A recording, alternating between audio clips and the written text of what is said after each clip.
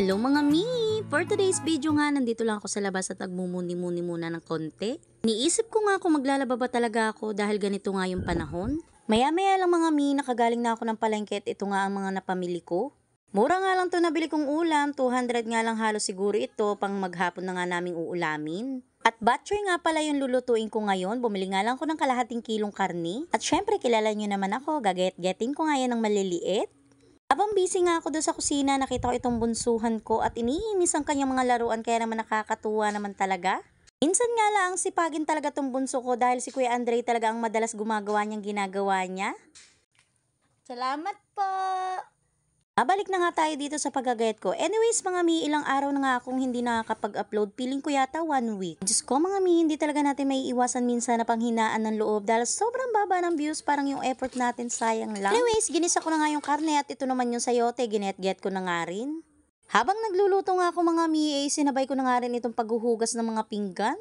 Sa sobrang dami ko nga rin gawain sa isang araw, talagang minsan hindi ko na nga rin magawa mag-edit tsaka mag-voice over. Kaya naman halos 1 week na naman nga akong walang upload na mini vlogs, pero sa Reels, araw-araw pa rin naman ako nag-upload para lang hindi masiro. Anyways, ito nga't naluto na yung butcher na ulam namin. Thank you Lord sa blessings. Natapos na nga kaming lahat kumain pero ito si kuya ay hindi pa dahil nga nakailang hirit siya ng kanin.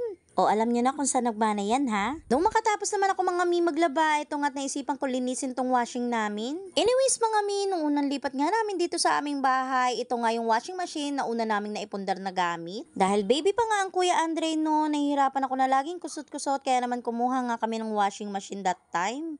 At dahil sinisipag ako ng very light ngayon mga mi, naisipan ko na nga rin brushin tong pader namin.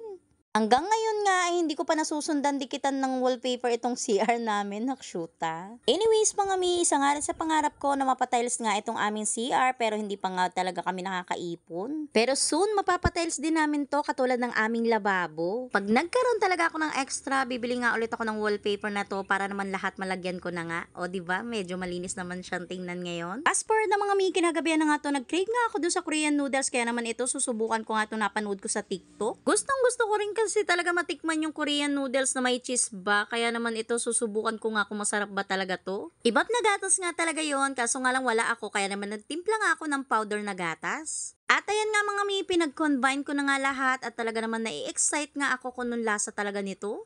Ay Diyos ko, sinasabi ko talaga sa inyo mga mi, hindi ako makaget over, napakasarap ng lasa niya. So hindi mo na kailangan bumili ng Korean noodles, try mo na lang din to. Yun lang, bye!